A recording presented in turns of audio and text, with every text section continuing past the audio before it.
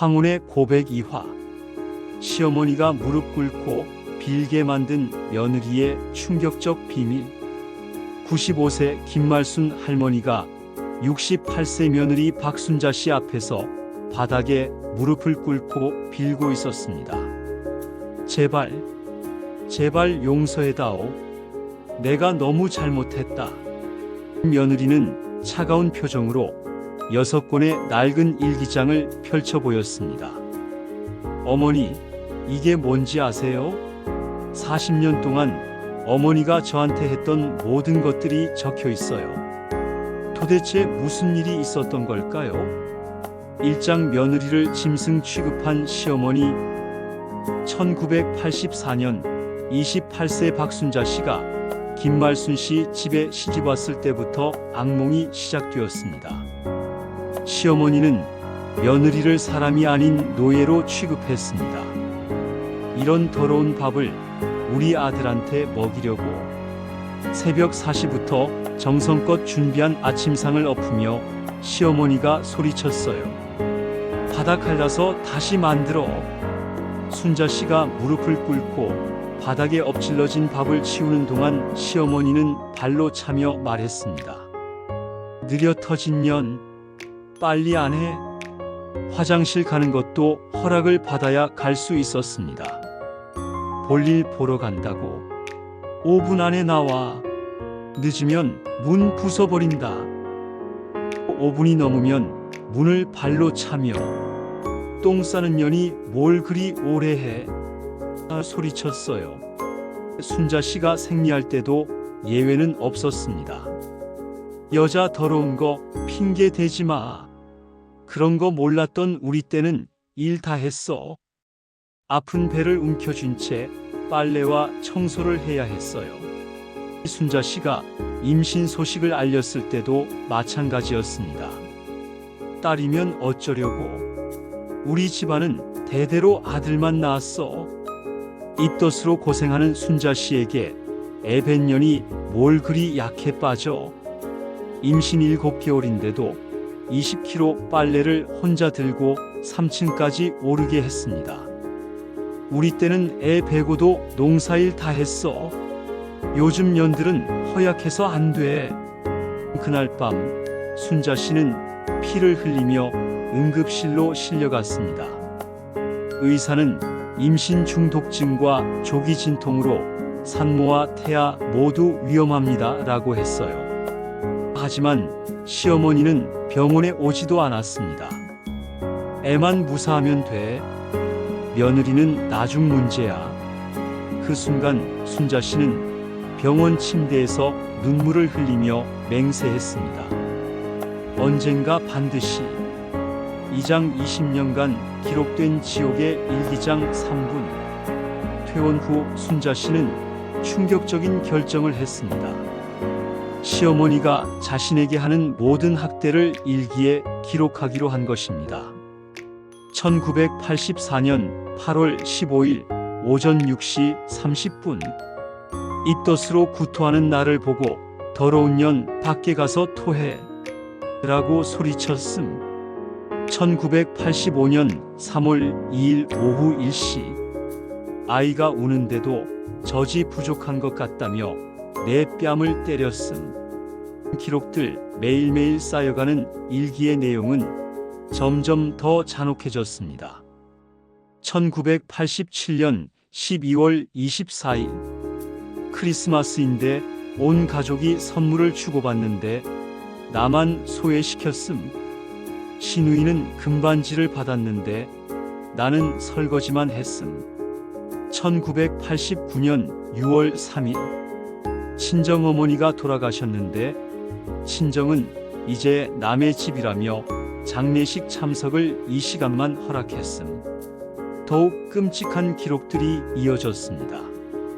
1991년 7월 10일. 둘째를 임신했는데 또 딸이라고 하자 딸 베려고 설쳐대지 마라고 했음. 1995년 8월 20일. 아이들이 열이 나는데도 내가 제대로 못 키워서 그렇다며 병원 가는 것을 막았음. 순자 씨는 단순히 기록만 한 게 아니었습니다. 시어머니가 했던 말을 정확히 외우고 언제 어떤 상황에서 어떻게 되돌려 줄지까지 계획했어요. 언젠가 어머니가 나에게 의존하게 될 날이 올 거야. 그때 이 모든 걸 그대로 돌려주겠어. 20년 동안 쌓인 일기장이 6권이나 되었습니다. 각 권마다 날짜별, 상황별, 감정별로 정리되어 있었어요. 한 권 신혼 시절 학대 기록, 2권 임신 마이너스 출산기 괴롭힘, 3권 육아기 모욕과 차별, 4권 친정 관련 상처들, 5권 둘째 임신 중 학대, 6권 아이들 키우며 당한 서름. 완벽한 복수를 위해서는 완벽한 기록이 필요해. 3장 복수의 기회가 온 순간 2010년 남편이 갑작스런 심근경색으로 세상을 떠났습니다. 아들은 미국으로 이민을 갔고 시어머니는 80대 중반에 치매 초기 증상이 나타났어요. 이제 시어머니를 돌볼 사람은 순자씨 뿐이었습니다. 친척들은 요양원에 보내라고 했지만 제가 어머니를 모시겠습니다. 순자씨의 선언에 모든 사람이 놀랐어요. 순자야, 그동안 고생한 걸 다 아는데. 대답: 어머니가 저를 키워주셨으니까요. 이제 제가 어머니를 돌볼 차례죠. 순자씨의 눈에는 묘한 빛이 서렸습니다. 밤, 순자씨는 20년간 써온 6권의 일기장을 모두 꺼냈습니다. 한 장 한 장 넘기며 복수 계획을 세밀하게 세웠어요. 1단계 음식으로 괴롭히기. 어머니가 평생 싫어했던 것들만 해드리기. 2단계 시간 통제하기. 화장실, 식사, 잠자는 시간까지 내가 정하기. 3단계 언어 폭력 되돌려주기. 어머니가 나한테 했던 말 그대로 하기. 4단계 심리적 압박하기. 기억을 의심하게 만들기. 최종 목표 5단계 어머니가 무릎 꿇고 사과할 때까지 계속하기. 순자씨는 시어머니가 가장 싫어하는 것들을 모두 정리했습니다. 음식 청국장, 홍어, 멸치젓갈, 냄새 마늘, 생선 비린내, 상황 시끄러운 소리, 춥고 어두운 곳. 40년을 기다렸어. 이제 시작할 시간이야. 사장 정교하고 잔혹한 복수의 실행 3분. 복수 1단계 첫 번째 공격은 음식이었습니다. 시어머니가 평생 역겨워했던 청국장을 매일 끓여줬어요. 어머니, 오늘은 청국장찌개예요. 몸에 좋으니까 다 드세요. 나는 청국장 냄새만 맡아도 토한다고 했잖아. 순자씨는 일기장을 보며 시어머니가 예전에 했던 말을 그대로 따라했습니다. 어머니, 가려 드시면 안 돼요. 나이 드신 분이 뭘 그리 많이 가려 먹어요. 1985년 3월 2일 일기의 정확한 재현. 복수 2단계 화장실 시간도 정확히 5분으로 제한했습니다. 어머니, 5분 넘으면 안 돼요. 밖에서 시간을 재며 빨리 나오세요. 라고 재촉했어요. 시어머니가 조금만 더 라고 하면 볼일 보는 년이 뭘 그리 오래 해 라며 문을 두드렸습니다. 정확히 예전에 시어머니가 했던 말이었어요. 복수 3단계 시어머니가 춥다고 하면 몸이 약해서 그래요. 저는 안 춥던데요. 배고프다고 하면 나이 드신 분이 뭘 그리 많이 드세요. 아프다고 하면 꾀병 부리지 마세요. 우리 때는 아픈 걸 몰랐는데요. 가장 무서웠던 건 기억 조작이었습니다.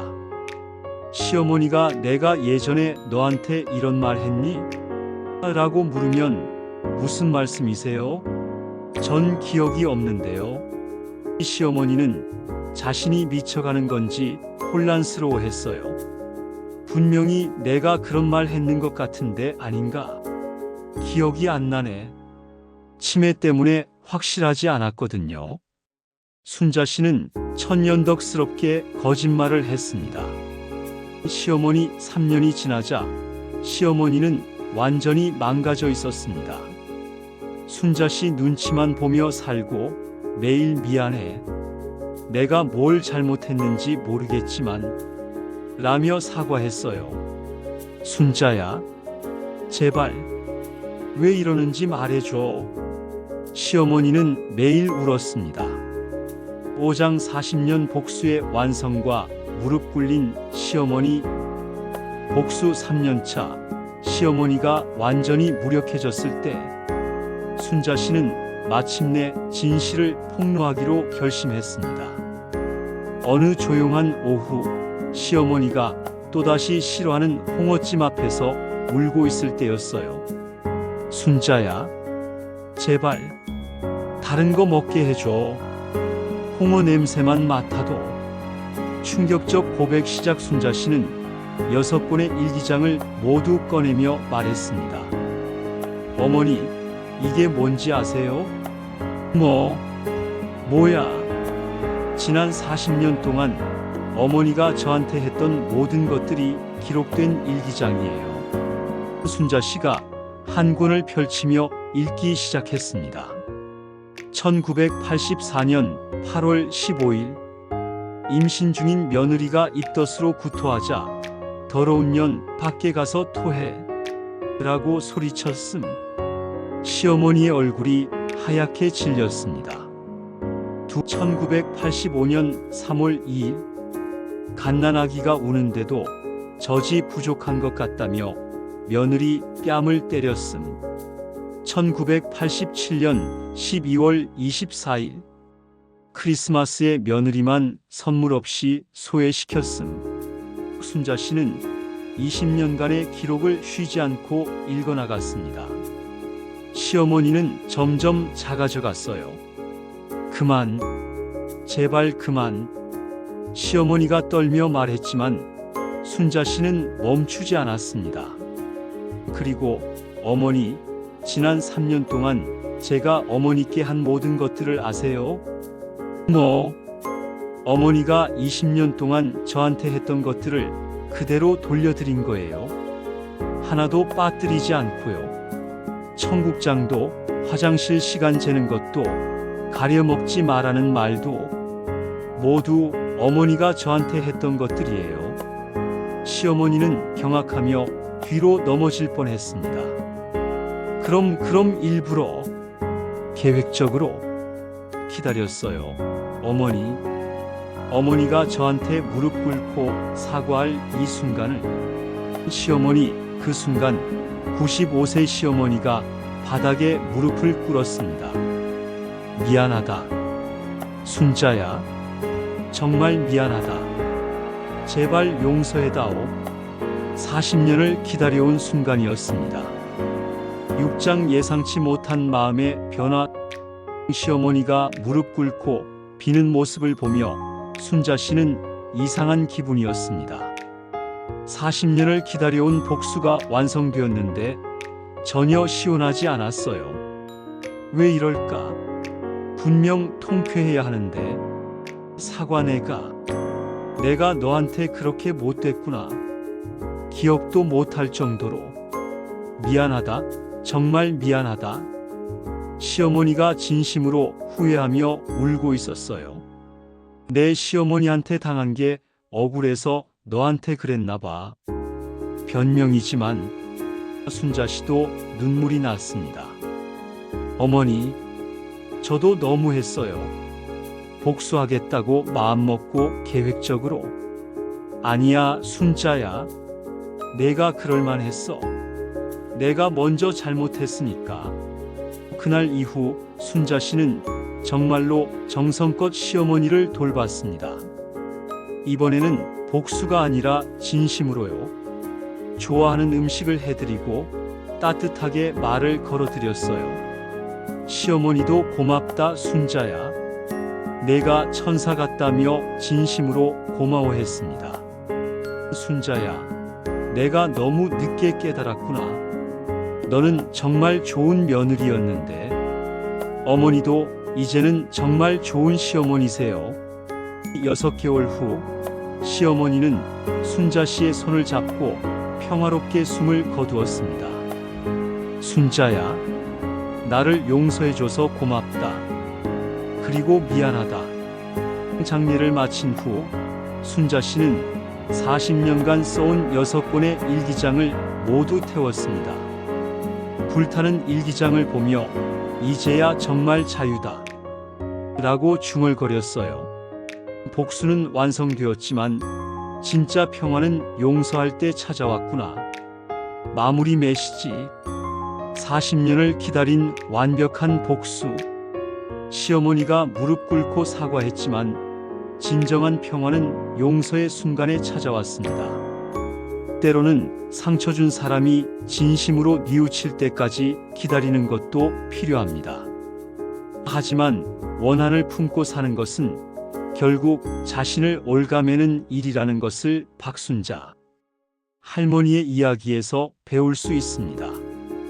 다음 주에도 황혼의 고백에서 더욱 충격적인 인생 이야기로 찾아뵙겠습니다.